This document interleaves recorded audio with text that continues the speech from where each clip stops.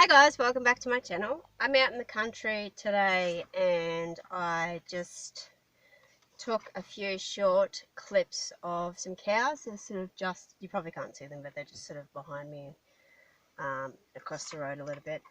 I'm on my way to a hiking track and it's taking me ages to find. I think I might have said this in one of my previous videos, but I just wanted to stop and get out and just breathe for like 5 or 10 minutes before I continue driving and maybe do a couple of videos. So just wanted to talk to you all about the difference between, say, an intolerance like a food intolerance or an intolerance towards something like an animal or something like that versus an allergy towards something. So if you've known me most of my life, or your friends, family, you know that I am severely allergic to horses, and I am also allergic to dogs, cats, chickens, God knows what else. I've never been tested for farm animals except for cows and horses. Cows are the only animals that I'm not allergic to. I don't know about reptiles. I don't know about the zoo animals either, but I would say with zoo animals I would be, but I've never really been sort of exposed to them. Um, I've been at a zoo and I've walked through like where the kangaroos are, and I don't think I've been in an enclosure with dingoes. I wouldn't want to. That's another story. And I just seem to get affected by the kangaroo hair, so maybe I'm not allergic to kangaroos. I don't know. Maybe one day I'll get tested against zoology animals, but I'm not sort of going to go down that field of a career. So, but yeah, maybe one day I will. But yeah, just thought I'd sort of tell you the difference between an intolerance and an allergy. Now, with animals, you either are severely allergic or mildly allergic, or just a touch, I would assume. A lot of people say that getting a short-haired cat and a short-haired dog, if you do have allergies towards dogs and cats, it won't affect your allergies as much. Now that is bullcrap, excuse my language, but that is absolute bullcrap. It might be the case for some people, because I know a lot of people are just allergic to cats and not dogs. But I've had numerous people tell me that, and numerous people who aren't veterinary experts or vet nurse experts. And I just say, I don't know what you're talking about. But yeah, as I said, people can just be allergic to cats, like one particular type of animal and not the other. So, but with me, unfortunately, whether it's a long-haired dog, short-haired dog, long-haired cat, short-haired cat, I've still got the allergy.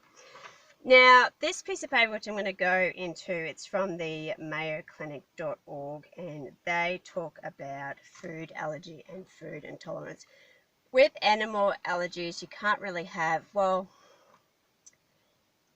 you can't really have an intolerance as far as I know, but there are sort of, you either are just sort of mildly allergic to something or severely allergic to something, and that's how, the only way I can sort of explain it to you guys, I guess you could say. Now with food, it's a little bit different. Basically, if you have an intolerance towards dairy, which a lot of people do, or shellfish or egg, you can eat it in small amounts. Allergy is completely different. You basically have to avoid the certain food that you're allergic to. Otherwise, it'll probably give you an upset digestive system, and you may vomit and lead to, say, an anaphylactic shock. So that's basically if you're really severely allergic to something. And a lot of children at my service actually carry an Epipen, because they have a lot of allergies towards nuts, eggs. I think nuts and eggs are probably the main ones, and a dairy as well. So yeah. Anyway, I'm just going to read a little bit about what an allergy is and what an intolerance is, but I've basically just told you what it is anyway. So, a true food allergy causes an immune system reaction that affects numerous organs in the body. it can cause a range of symptoms. In some cases, an allergic food reaction can be severe or life-threatening. So as I said, an EpiPen, like if you feel as though, if you think someone's going into an anaphylactic shock, you get out the EpiPen and you shove it in their thigh, and this, I'm pretty sure this helps them sort of recover. I've never actually had to do it. I've done numerous first aid courses where they've, like, you know, showing you what to do and stuff. I hope to never have to do it, but yeah, that's basically what you have to do, like put it in their thigh. Or life-threatening, yeah.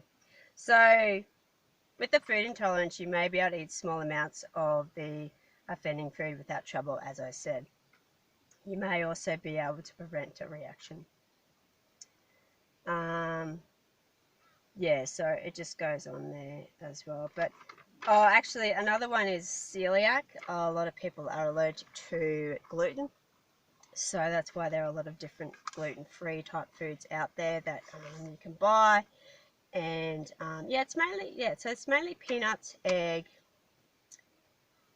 dairy, and celiac that we would have at my service, or you know, someone could be allergic to. Seafood is a very common one as well. Like people can be allergic to seafood, but obviously we don't give the children seafood at work, and I obviously don't eat seafood as well. It's funny. Kids these days are really smart, but at the same time, I guess the younger children don't quite understand what a vegetarian is, because one little girl said, "Oh, hang on," because they were making cupcakes or something, and she said, "Oh, you can't eat egg, can you? It's not vegetarian." And I said, "No, I can eat egg. It's vegetarian." Because she goes, "Oh, you're allergic to meat," and I said, "No."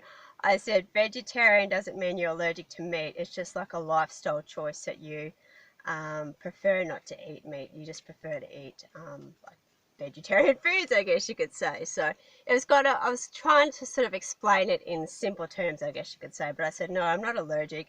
I just don't like eating meat, full stop. So I think after that, she got the gist of it, because her sister was sort of explaining it to her as well.